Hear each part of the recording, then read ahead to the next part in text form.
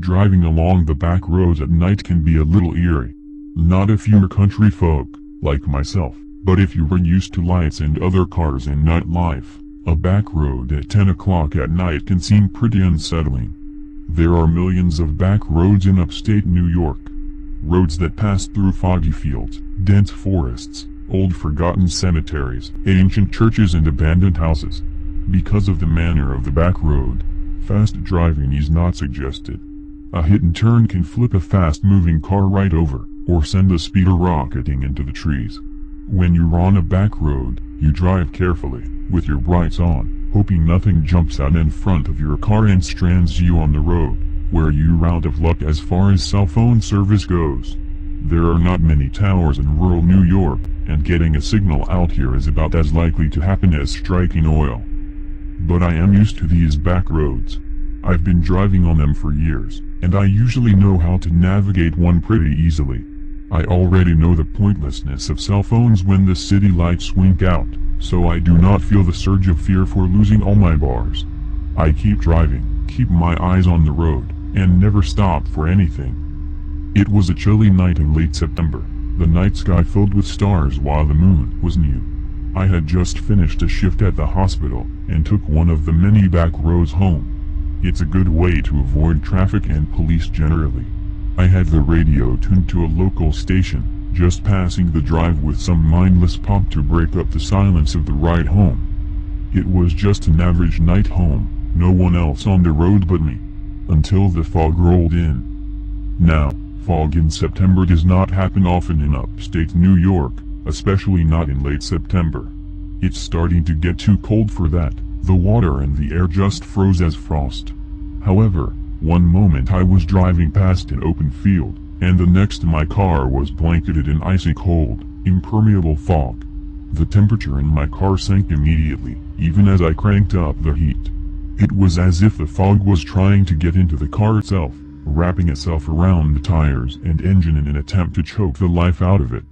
Breathing fog at this point myself, I applied a little more force to the gas and pressed on, forced to turn down the lights on my car as the high beams just created an ungodly amount of glare on the fog.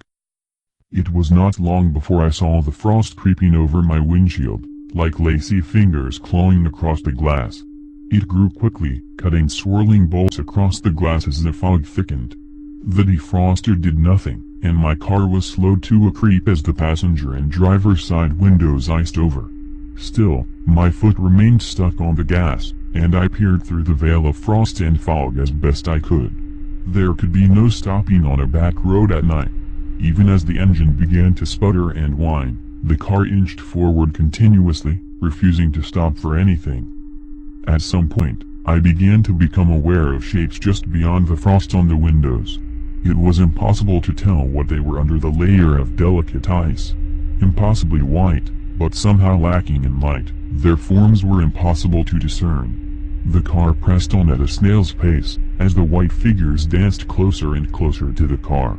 They were like sheets caught in the wind, only capable of reflecting what was shown at them. Apparently shapeless.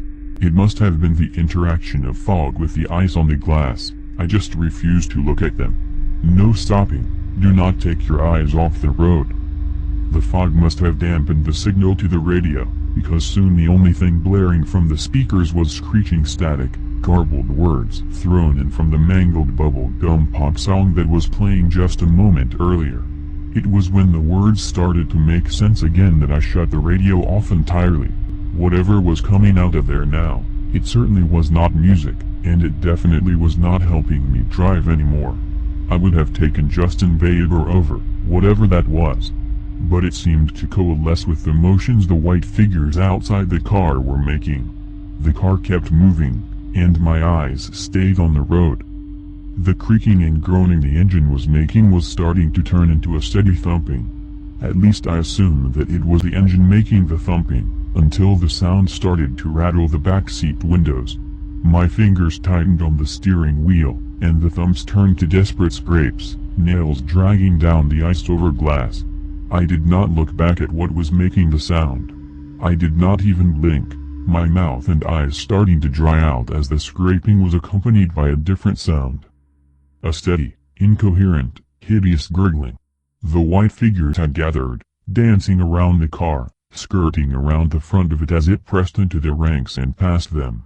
Faces pressed against the iced-over windows, sometimes revealing faces, or half of faces.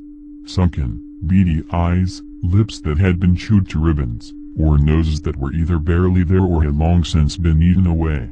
Nails screamed over the metal hull of my car, the gurgling both pathetic and horrifying as the car occasionally hit an especially giving bump. It rolled over the lump slowly, and it was impossible to miss the organic, visceral crunch under the tires. Words were mouthed against the glass, pleas distorted by pulped tongues and rotted throats. My teeth were clenched tight, until they ground against each other in my jaw, one threatening to pop and break. Still, my foot never left the gas, and my eyes never left the road. The entire car rattled. I could feel it shaking under my hands, the cough and whine of the tortured engine, the grinding of gears and the hollow racket the dashboard made as unseen hands pounded and scraped against the car. There was only forward, there was no back or stop. Not now, not ever. Do not look away, do not panic, just go forward and... The fog broke. The car inched out of the mire, and almost immediately the ice began to melt from the windshield. The engine sputtered once and then roared. The tires churned up grit beneath it before I slammed on the gas and rocketed through the rest of the ride home. Do not look back, do not stop. I made it back to my house an hour later, and was quick to run into my warm room and bury myself under my blankets. My dad had a few questions for the next day. He wanted to know who had keyed my car up so badly at the hospital the other day. Each door on the car had long, raking marks down it, the sheen of the metal underneath glaring through. I told him I did not know. I think I'll be taking the main road home tonight.